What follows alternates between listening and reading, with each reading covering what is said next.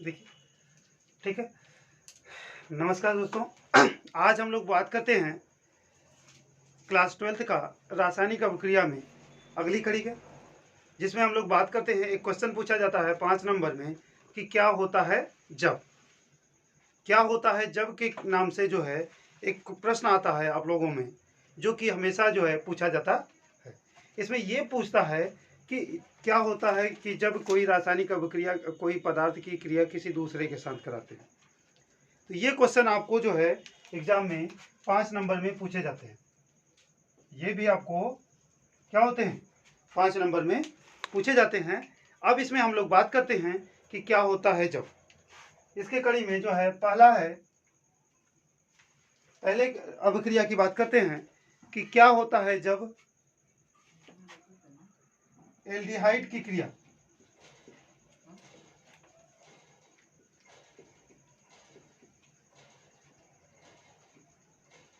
Aldehyde की क्रिया Fehling विलयन के साथ कराई जाती है।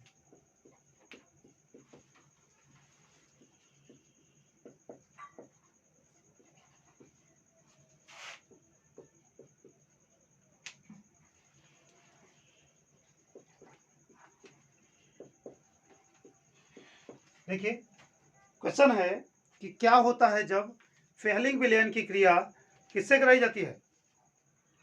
क्या होता है जब एल्डिहाइड की क्रिया फेहलिंग विलयन से कराई जाती है।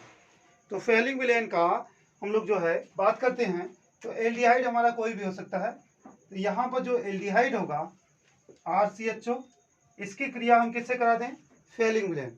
रासायनिक अभिक्रियाओं में फेहलिंग विलयन को सुविधा के लिए CuO के रूप में दिखाते हैं। किसमें दिखाते हैं, CuO के रूप में। तो क्या करता है कि एल्डिहाइड फेहलिंग विलयन को क्यूप्रस ऑक्साइड में क्या कर देता है, अपचयित कर देता है, और खुद क्या हो जाता है, ऑक्सीकृत होता है। कहने का मतलब यह है कि फेहलिंग विलयन एल्डिहाइड को क्या कर देता है, ऑक्सीकृत कर देता है। और जब यह ऑक्सीकृत करता है तो ये एल्डिहाइड किसमें कन्वर्ट हो जाएगा, कार्बोक्सिलिक एसिड में। ठीक है, किसमें कन्वर्ट हो जाएगा, कार्बोक्सिलिक एसिड में। अब जो भी एल्डिहाइड रहेगा उसी के अनुसार क्या होगा, कार्बोक्सिलिक एसिड बनेगा। अगर हम यहाँ पर फॉर्मेल्डिहाइड लेते हैं तो हमारा ये ऑक्सीकृत होकर के क्या बन जाएगा, फार्मिक एसिड।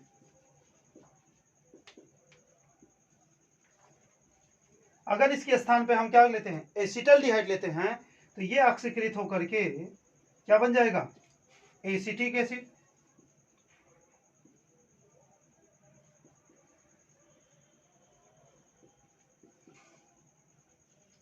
क्या बन जाएगा, एसिटिक एसिड। यानी जैसी क्रिया हम कराएंगे उसके अनुसार यह होगा। फिर से सुनिए, जब एल्डिहाइड की क्रिया फेहलिंग विलयन के साथ कराई जाती है तो क्या होता है, तो एल्डिहाइड क्या करता है, फेहलिंग विलयन को अपचयित कर देता है। या कह सकते हैं कि फेहलिंग विलयन जो है ये किसको, एल्डिहाइड को क्या कर देता है, ऑक्सीकृत कर देता है। क्या कर देता है, ऑक्सीकृत कर देता है। तो एक अभिक्रिया हुआ। अभी इसी के क्रम में आपको पूछा जा सकता है सेम इसी टाइप का रिएक्शन कि क्या होता है जब एल्डिहाइड की क्रिया, एल्डिहाइड की क्रिया टॉलेन अभिकर्मक के साथ कराई जाती है। टॉलेन अभिकर्मक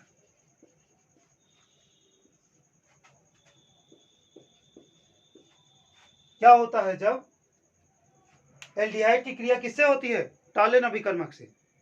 तो टॉलेन अभिकर्मक को भी हम लोग क्या करते हैं, अब क्रियाओं में सुविधा के लिए उसको Ag2O के रूप में दिखाते हैं।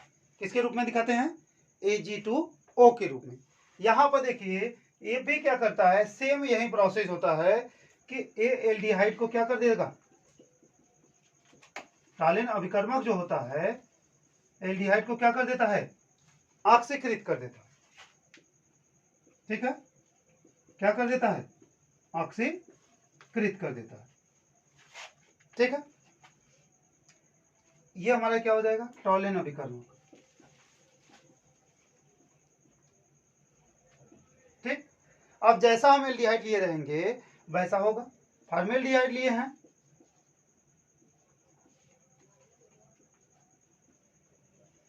तो ये इसको ऑक्सीकृत कर देगा, या कह सकते हैं कि एल्डिहाइड जो है टॉलिन अभिकर्मक को क्या कर देता है, अपचयित कर देता है।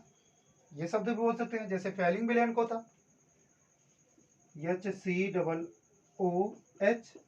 + 2Ag, या एसिटल्डिहाइड ले लेंगे, यानी कोई भी एल्डिहाइड ग्रुप हम लेंगे उसके अनुसार ये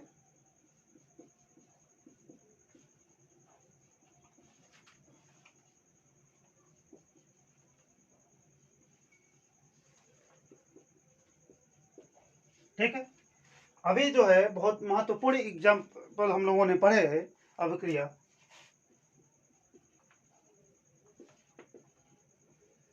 इसमें पाया गया कि क्या होता है जब एल्डिहाइड की क्रिया किससे कराई जाती है, फैलिंग विलयन के साथ। तो एल्डिहाइड क्या करता है, फैलिंग विलयन को अपचयित कर देता है। क्या कर देता है, अपचयित कर देता है। या ऐसे कर सकते हैं कि फैलिंग विलयन एल्डिहाइड को ऑक्सीकृत कर देता है। सेम इसी प्रकार से एल्डिहाइड की क्रिया किससे कराई जाती है, टॉलिन अभिकर्मक के साथ।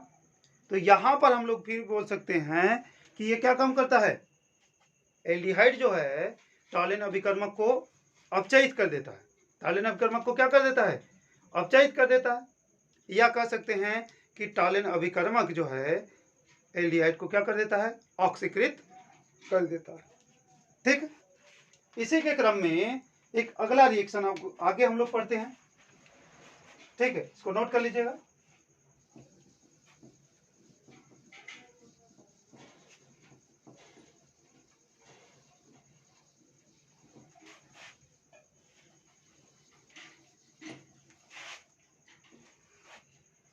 अगला जो रिएक्शन है इसमें है कि क्या होता है जब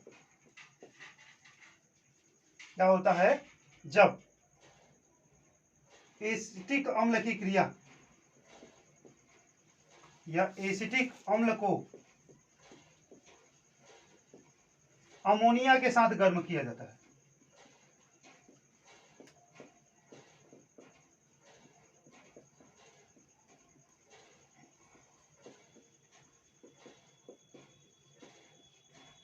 क्या होता है जब एसिटिक अम्ल को किसके साथ गर्म किया जाता है, अमोनिया के साथ। तो देख लीजिए, एसिटिक अम्ल का हमारा फार्मूला क्या हो जाएगा, CH3COOH। इसको किसके साथ कर दें, थोड़ा सा इधर से पीछे देखिए, CH3COOH + NH3 इसके साथ। तो इसको सबसे पहले एक क्रिया करके एक माध्यमिक यौगिक बना देगा, CH3COONH4। क्या बना देगा, CH3COONH4, अमोनियम एसीटेट। ये अमोनियम एसीटेट को जब हम गर्म करते हैं तो ये क्या होता है कि अमोनिया बाहर ये निकल जाएगा जल के रूप में और बन जाएगा CH3CONH2 + H2O। क्या होगा, CH3CONH2 + H2O, यानी एमाइड बन जाएगा। क्या बन जाएगा, एमाइड। और ये कौन सा एमाइड है, एसीटामाइड।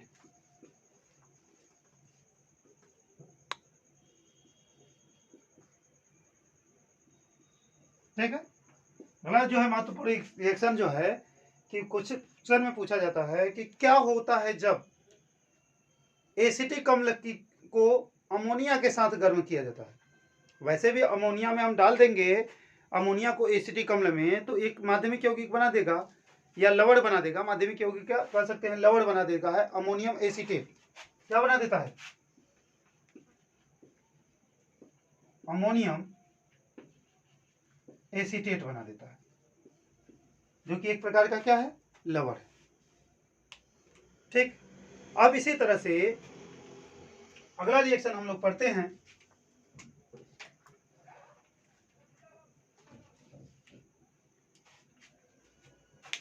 ठीक है, अगला रिएक्शन पढ़ते हैं कि क्या होता है जब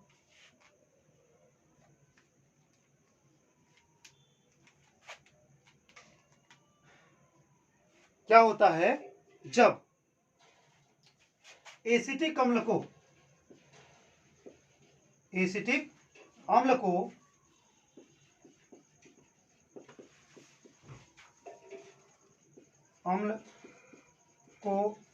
एल्यूमिना के साथ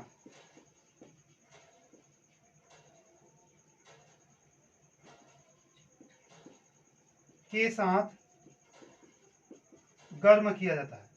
क्या किया जाता है? गर्म किया जाता है।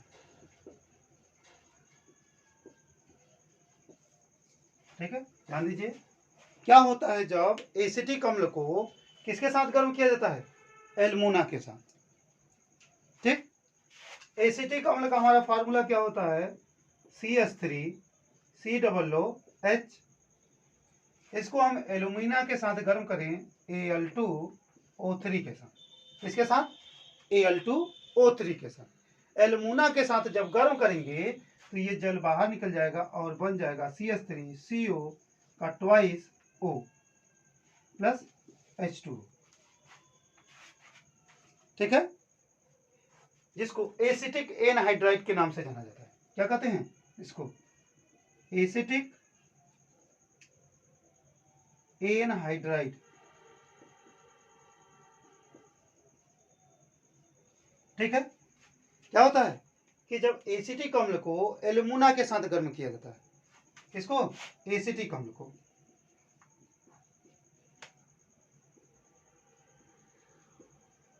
एसिटिक अम्ल को एल्यूमिना के साथ गर्म किया जाता है तो क्या प्राप्त होता है?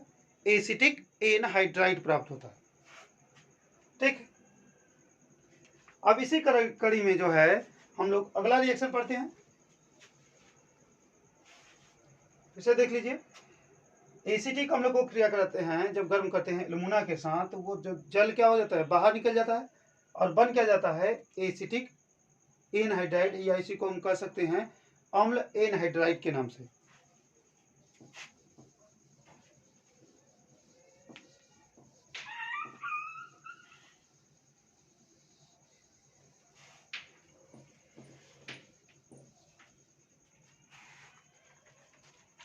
इसी क्रम में अगला रिएक्शन देखते हैं कि क्या होता है जब, ठीक है, क्या होता है जब फॉर्मेल्डिहाइड की क्रिया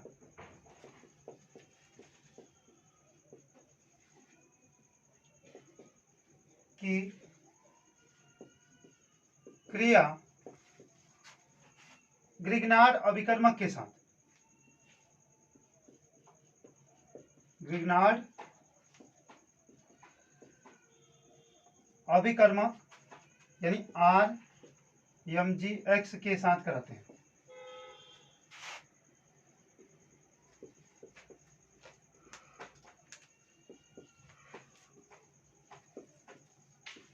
ठीक, क्या होता है जब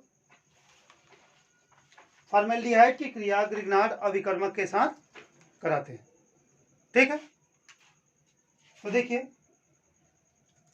फॉर्मेल्डिहाइड होता है HCHO, यही होता है। अब इसको हम लोग समझने के लिए लिख सकते हैं HCH_O प्लस RMgX। ये ग्रिग्नार्ड अभिकर्मक हो गया। और ये जो ग्रिग्नार्ड अभिकर्मक होता है ये किससे जुड़ा है? मेटल से। किससे जुड़ा है? मेटल से। तो ये नॉन मेटल हो गया, ये मेटल से। तो जब भी इलेक्ट्रॉन लेकर के ये अलग होगा तो ये किस पे हो जाएगा? माइनस में, और ये क्या हो जाएगा? प्लस में। और यहाँ ऋण विद्युतीय ऑक्सीजन है, यहाँ पर क्या है? धन विद्युतीय कार्बन होगा। तो ये धन विद्युतीय और ऋण विद्युतीय के कारण ये जब भी इलेक्ट्रॉन लेगा तो इस पे क्या हो जाएगा? माइनस, और इस पे क्या हो जाएगा? प्लस। ऐसे कंडीशन में ये जो कार्बन ऑक्सीजन ये एल्किल समूह जुड़ेगा, कहाँ जुड़ेगा? यहाँ पर। क्यों? क्योंकि एल्किल समूह ऋण आवेश है, और ये मैग्नीशियम जो जुड़ेगा यहाँ पर जुड़ेगा। ठीक है, तो क्या बन जाएगा? इसके क्रम में देखिए, एक प्रकार का माध्यमिक यौगिक बनेगा HCH।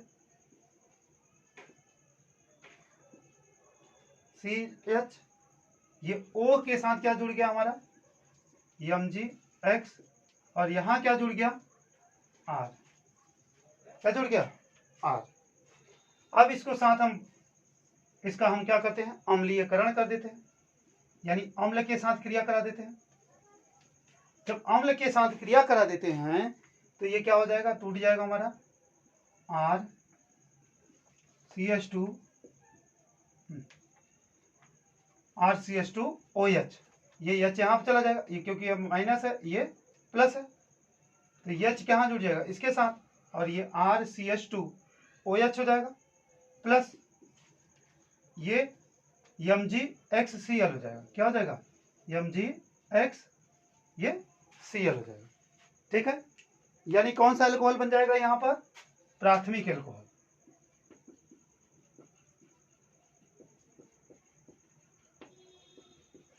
क्या होता है कि जब फॉर्मेल्डिहाइड की क्रिया ग्रिग्नार्ड अभिकर्मक के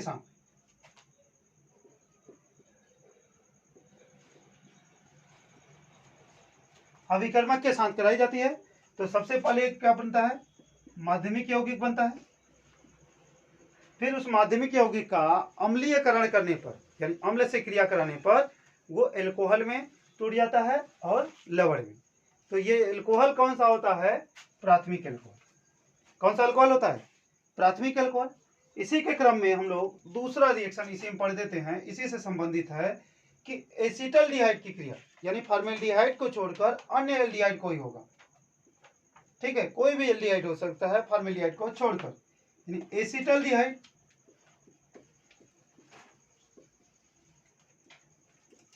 की क्रिया किसके साथ, ग्रिग्नार्ड अभिकर्मक के साथ।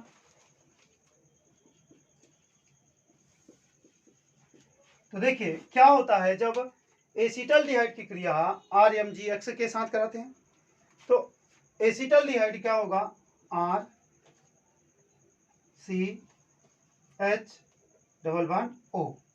RCH⋯O। इसकी क्रिया हम किसके साथ करा देते हैं, ग्रिग्नार्ड अभिकर्मक के साथ। अब यहाँ पर भी एल्किल समूह है, यहाँ भी एल्किल समूह, तो दोनों एल्किल समूह एक समान ना रहे, कोई जरूरी नहीं है कि दोनों एल्किल समूह समान है, इसलिए हम इस पे क्या लगा देते हैं, डैश लगा देते हैं। अब इसके बीच जब क्रिया होता है तो एक माध्यमिक यौगिक बन जाता है, कि वही प्रोसेस होगा कि एल्किल ग्रुप हमारा क्या होगा, ऋणावेशित होगा, तो ये कार्बन से जुड़ेगा और ये कहाँ जुड़ेगा, मैग्नीशियम से, क्योंकि इस पे आंशिक माइनस और इस पे आंशिक प्लस आ जाएगा, ऋण विद्युतीकरण। तो जो बनेगा माध्यमिक यौगिक वो हो जाएगा हमारा RCHO Mgx, और ये क्या हो जाएगा, R डैश हो जाएगा, ये नहीं हो जाएगा, ये R डैश हो जाएगा। अब इस R डैश हो गया तो इसका हम क्या करा दें, अम्लीयकरण करा दें, अम्ल से क्रिया करा दिए, अम्ल से क्रिया कर दिए तो ये H कहाँ होगा, यहाँ जाकर के जुड़ जाएगा O के पास, तो बन क्या देगा, RCHR⋯OH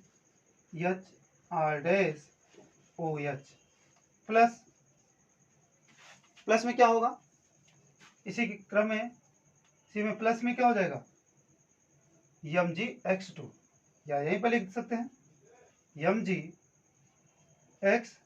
ये Cl है। अगर HX ले लेते हैं तो यहाँ हम लिख सकते हैं X2 लिख सकते हैं। ठीक है, हाइड्रोजन अम्ल लेना है, यहाँ पर ले रहे हैं तो अगर यहाँ जरूरी नहीं है हाइड्रोजन अम्ल ले, यहाँ HNO3 ले सकते हैं, H2SO4 भी ले सकते हैं। तो ध्यान दीजिए, अभी तक हम लोगों ने पढ़ा कि ग्रिग्नार्ड अभिकर्मक से क्रिया, कि क्या होता है जब ग्रिग्नार्ड अभिकर्मक फॉर्मेल्डिहाइड से कर रहा है या फॉर्मेल्डिहाइड ग्रिग्नार्ड अभिकर्मक से कर रहा है तो प्राथमिक एल्कोहल बनेगा, और वहीं फॉर्मेल्डिहाइड को छोड़कर अन्य किसी एल्डिहाइड से करेगा तो कौन सा एल्कोहल बनेगा, द्वितीयक एल्कोहल। कौन सा एल्कोहल बनेगा, द्वितीयक एल्कोहल। इसी तरह से इसी का अगला जो क्वेश्चन है सेम इसी का, कि क्या होता है जब कीटोन की क्रिया ग्रिग्नार्ड अभिकर्मक के साथ कराई जाती है, RMgX के साथ कराई जाती है। ठीक है,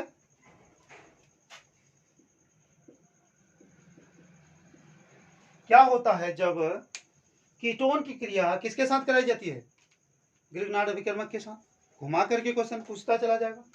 अब क्या होता है, कीटोन की क्रिया हम जब बात करते हैं तो कीटोन का फार्मूला क्या होता है, CH3 double bond O CH3, एक कीटोन नॉर्मल एसीटोन की बात कर देना। अब यहाँ पर हो गया CH3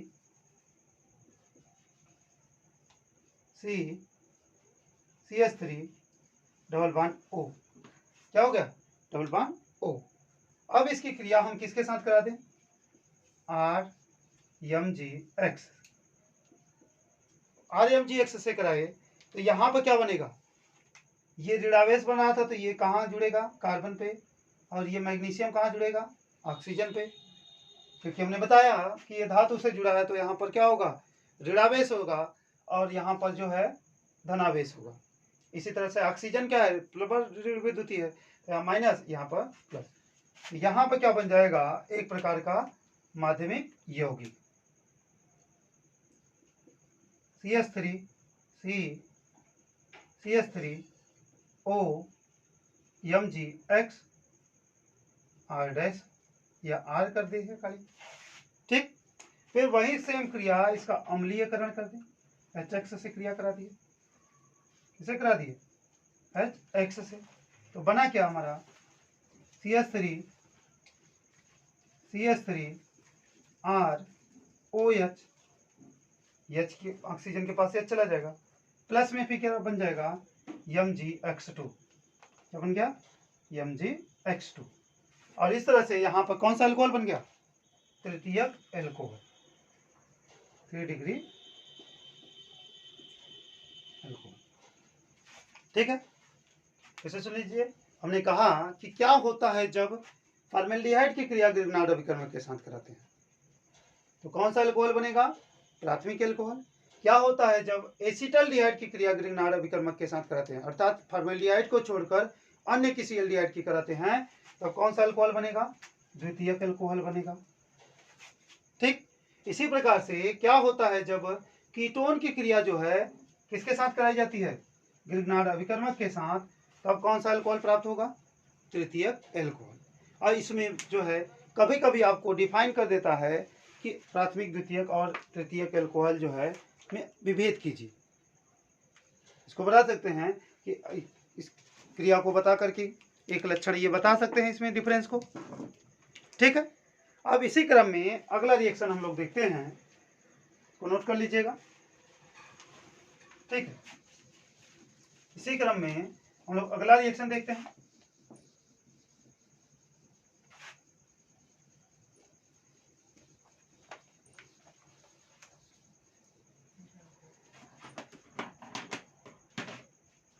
क्या होता है जब, कितना रिएक्शन हुआ था, 7 8 7,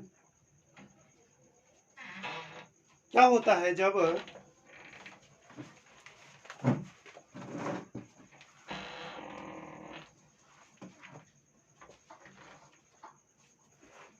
एल्कोहल को या एथिल एल्कोहल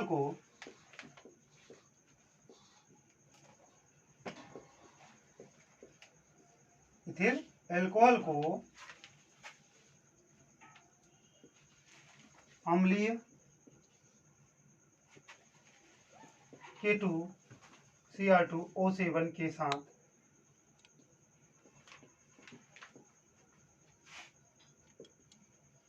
ऑक्सीकरण कराते हैं,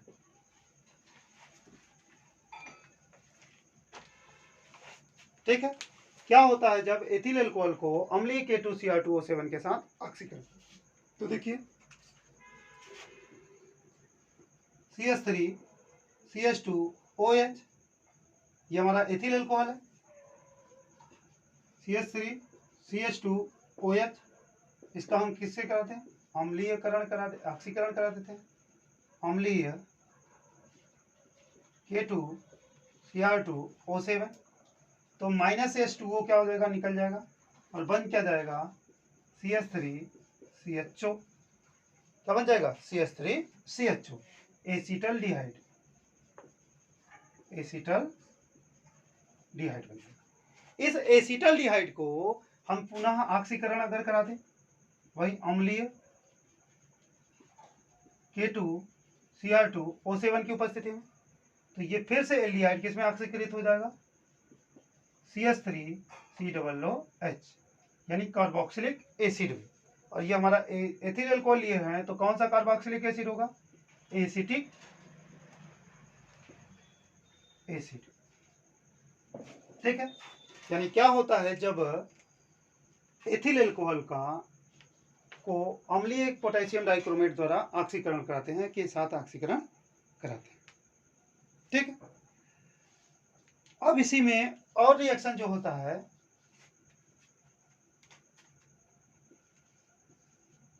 कि क्या होता है जब एथिल अल्कोहल की क्रिया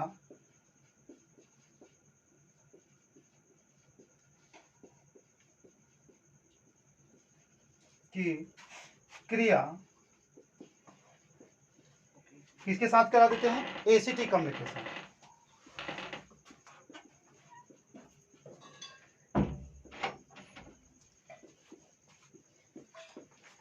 यानी क्या होता है जब एथिल अल्कोहल की क्रिया किसके साथ कराते हैं? एसिटिक अम्ल के साथ। तो देखिए, एथिल अल्कोहल की क्रिया एसिटिक अम्ल से कराते हैं। CH3CH2OH एथिल अल्कोहल, ये क्रिया होता है एसिटिक अम्ल से।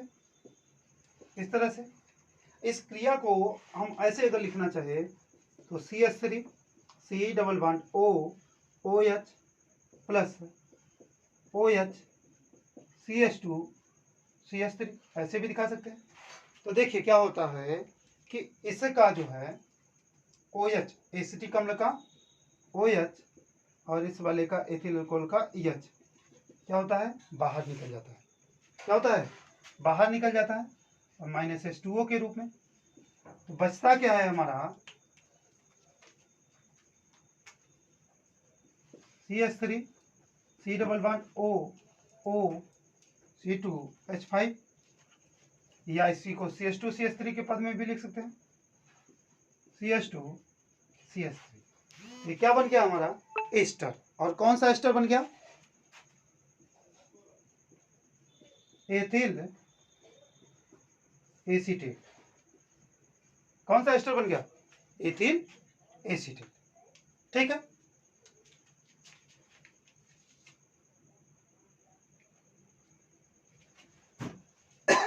चलिए इसी के क्रम में और देखते हैं हम लोग रिएक्शन।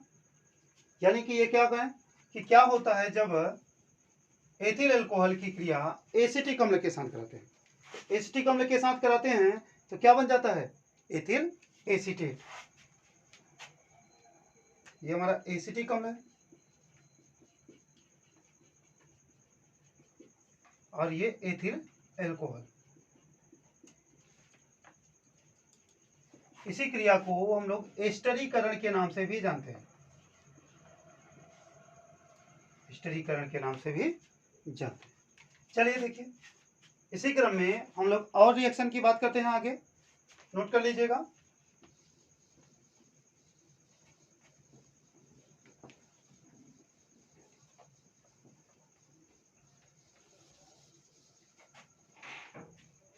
मिटा दें।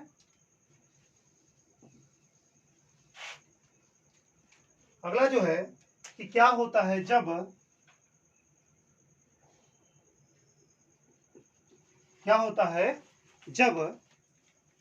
कार्बोक्सिलिक अम्ल को या एसिटिक अम्ल की क्रिया फास्फोरस ट्राइक्लोराइड से कराई जाती है, PCl3 से कराई जाती है। ठीक है, कि क्या होता है जब PCl3 की क्रिया किसके साथ कराई जाती है? एसिटिक PCl3 के साथ। फॉर्मूला क्या हो जाता है? CH3 COOH। इसकी क्रिया किससे कराते हैं? PCl3 के साथ। तो जब PCl3 के साथ कराते हैं तो इसका बैलेंसिंग हो जाता है, हमारा बनेगा क्या? CH3 COCl plus H3PO3। क्या बन जाता है? H3PO3। तो यहाँ हमारा कितना 3 बना है? 3 तो यहाँ पे हमारा बनेगा, Cl भी 3 है तो ये 3 अणु ले लेते हैं, यहाँ भी 3 अणु बन जाएगा एसिटिल क्लोराइड।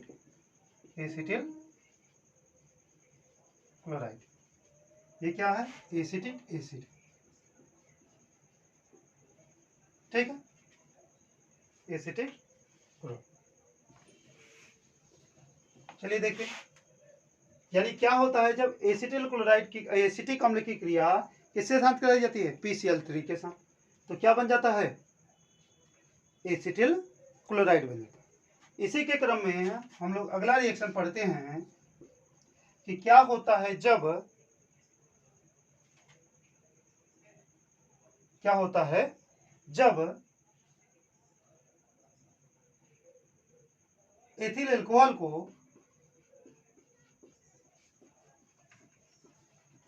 एथिल अल्कोहल को H2SO4 के साथ गर्म करते हैं। किसके साथ, सांद्र सल्फ्यूरिक अम्ल यानी H2SO4 के आधिक्य से कराते हैं। किससे कराते हैं, H2SO4 के आधिक्य से कराते हैं। तो अधिकता में होगा तो क्या होगा, CH3 CH2 OH। जब इसका आधिक्य रहेगा, ठीक है, क्या रहेगा, आधिक्य रहेगा H2SO4 का, तो हमारा जल बाहर निकल जाएगा और बनेगा क्या हमारा, CH2 डबल बॉन्ड CH2 यानी एथिलीन बन जाएगा। क्या बन जाएगा, एथिलीन बन जाएगा। ठीक है,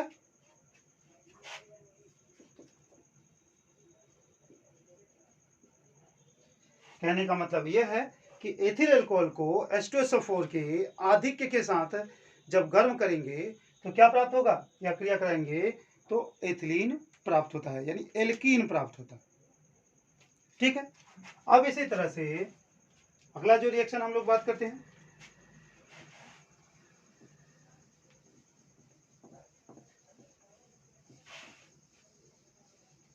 बता दें,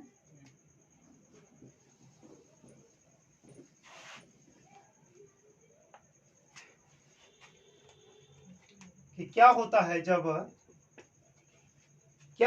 जब क्लोरोबेंजीन की क्रिया, किसकी, क्लोरोबेंजीन की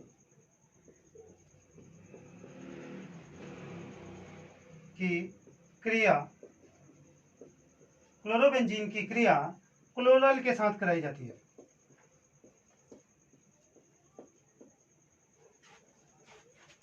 ठीक है, क्या होता है जब क्लोरोबेंजीन की क्रिया किसके साथ कराई जाती है, क्लोरल का। तो देखिए क्लोरल का फार्मूला क्या होता है, CCl3 CHO प्लस, क्लोरोबेंजीन का हमको फार्मूला बनाना है तो CH कर देते हैं, ऐसे Cl,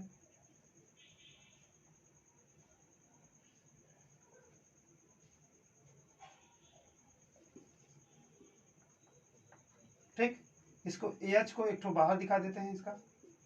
अब क्या होता है कि जब इसको क्लोरोबेंजीन को क्लोरल के साथ जब गर्म करते हैं तो ये H2O क्या हो जाता है, बाहर निकल जाता है। H2O क्या होता है, बाहर निकल जाता है।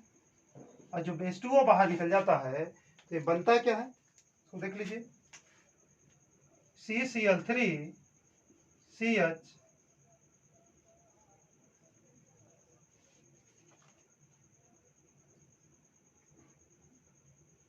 Cl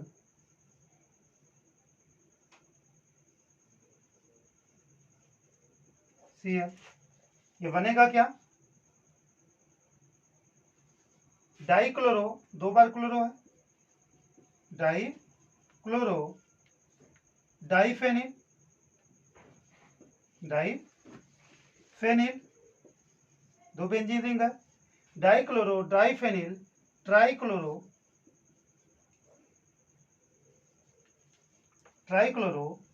एथेन, क्या बन गया, डाईक्लोरो डाईफेनिल ट्राईक्लोरो एथेन। अब इसी को हम लोग शॉर्ट में क्या कहते हैं, DDT, क्या कहते हैं, DDT।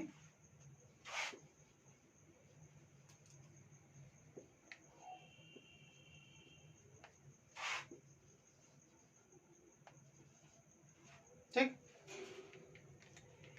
इसी तरह से एक क्वेश्चन बहुत चर्चित है, वो भी पूछा जाता है आपको कि क्या होता है जब फॉर्मेल्डिहाइड की क्रिया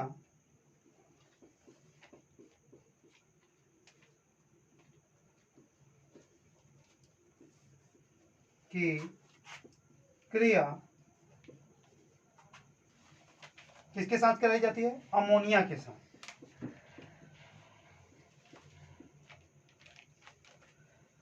क्या होता है जब फॉर्मेल्डिहाइड की क्रिया किसके साथ कराई जाती है?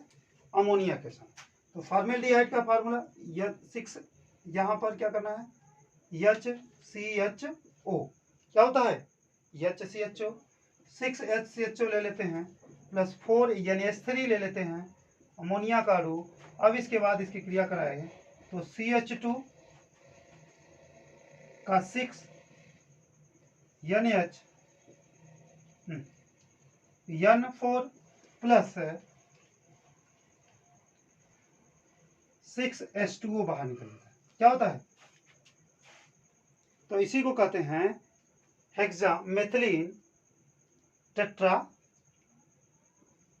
एमीन। ठीक है, क्या बन जाता है? Hexamethylene tetra acetylene. ठीक है,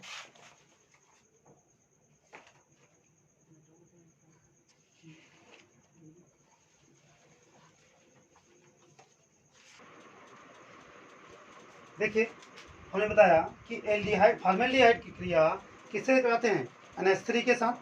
तो फॉर्मेल्डिहाइड NH3 के साथ क्रिया करके क्या बनाता है? यूरोट्रोपिन, या कह सकते हैं हेक्सामेथिलीन टेट्राएमीन, या इसी को कहा जाता है यूरोट्रोपिन के नाम से कहा जाता है यूरोट्रोपिन। हमने कहा कि क्या होता है जब फॉर्मेल्डिहाइड की क्रिया अमोनिया के साथ कराई जाती है। तो फॉर्मेल्डिहाइड को अमोनिया के साथ क्रिया कराएंगे तो हेक्सामेथिलीन टेट्राएमीन प्राप्त होगा, जिसे हम लोग जनरल भाषा में यूरोट्रोपिन के नाम से जानते हैं। अगला रिएक्शन हम लोग देखते हैं। थोड़ा सा फैन बंद कर दीजिए।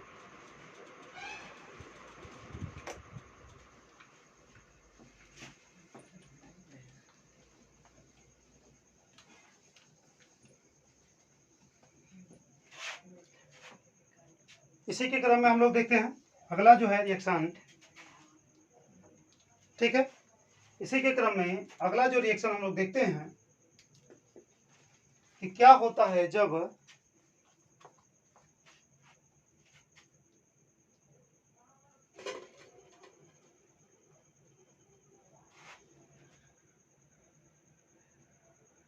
फिनाल की क्रिया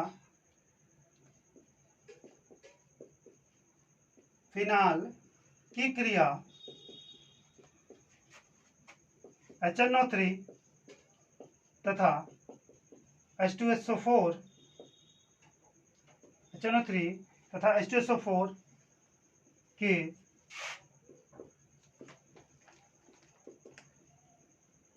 मिश्रण के साथ कराई जाती है।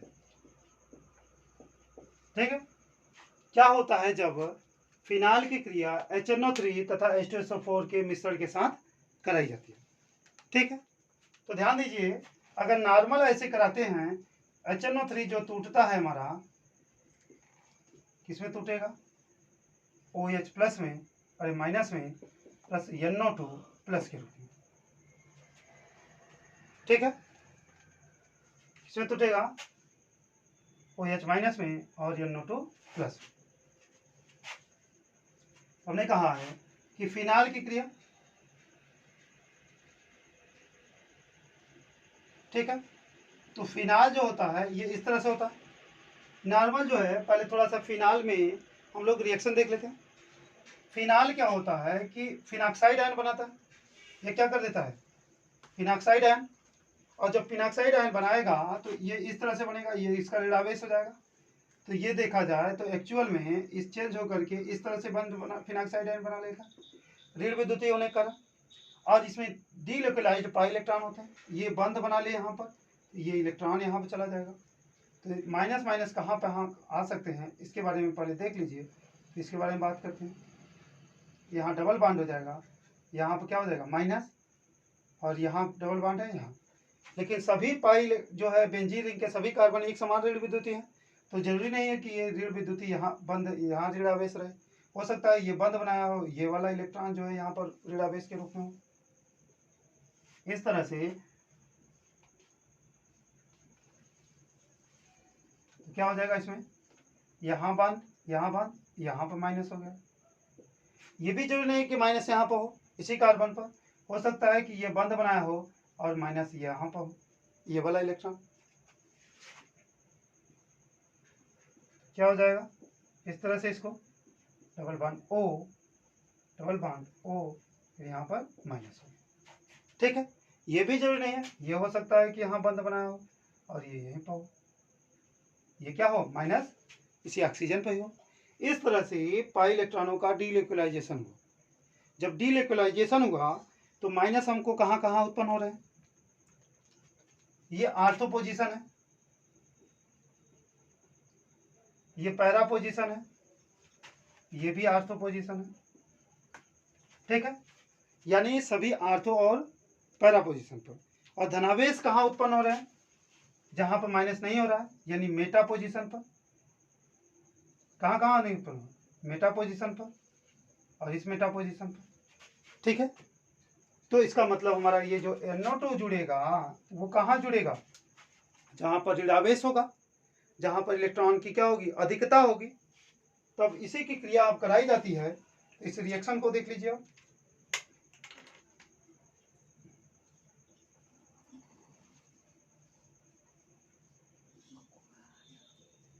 OH, इसकी क्रिया हम किस HNO3 की क्रिया H2SO4 के साथ कराते हैं। तो बनता क्या है, नॉर्मल कंडीशन में आर्थो नाइट्रोफिनॉल और पैरा नाइट्रोफिनॉल, आर्थो नाइट्रोफिनॉल और पैरा नाइट्रोफिनॉल का मिश्रण प्राप्त होता है। ये हमारा क्या हो गया, पैरा नाइट्रोफिनॉल, और ये क्या हो जाएगा आर्थो नाइट्रोफिनॉल। ठीक है, लेकिन मेजर प्रोडक्ट कौन होगा, ये मेजर प्रोडक्ट होगा, ये मेजर होगा, जबकि ये क्या होगा माइनर होगा। क्यों, क्योंकि दो आर्थो पोजीशन है तो इसके जुड़ने का जो है क्षमता जो है ज़्यादा है, जबकि पैरा केवल एक स्थान होता है तो इसके रिएक्ट करने की जो क्षमता होगी वो कम होगी। लेकिन इसी में घुमा करके कर दिया जाए कि जब जो है OH की क्रिया HNO3 के आधिक्य के साथ कराई जाती है, इधर नीचे दिखेगा। ठीक है, तो क्या होता है कि फिनाल की क्रिया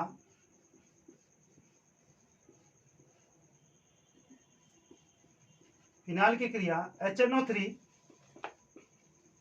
के आधिक्य के साथ कराते हैं, HNO3 के आधिक्य के साथ कराते हैं। तो क्या प्राप्त हो जाता है कि ये जो फिनाल है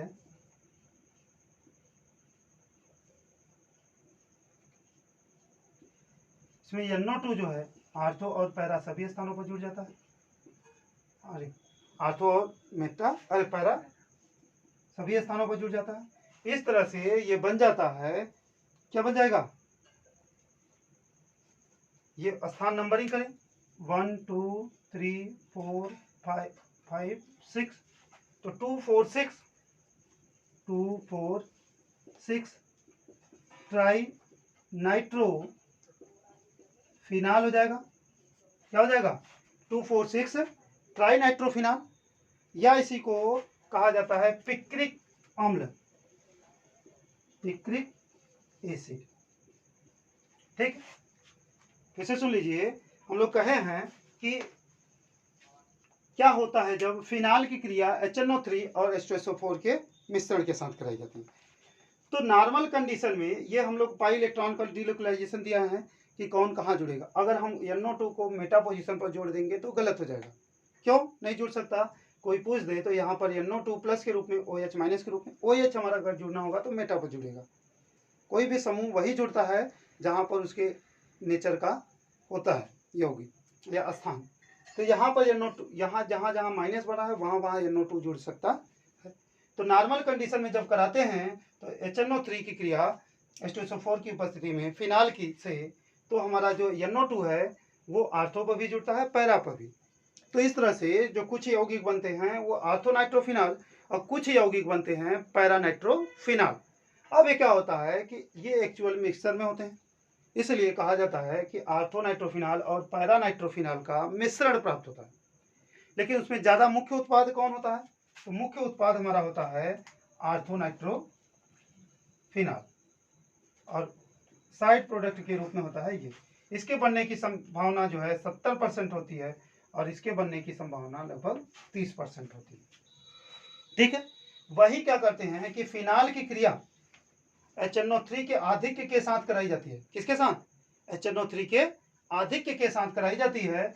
तो ये आर्थो और सभी आर्थो और पैरा स्थानों पर एक साथ NO2 जुड़ जाता है, तब उसी को कहा जाता है 2,4,6 ट्राइनाइट्रोफिनाल, या हम लोग जनरल शब्दों में उसको पिक्रिक अम्ल के साथ के नाम से जानते हैं।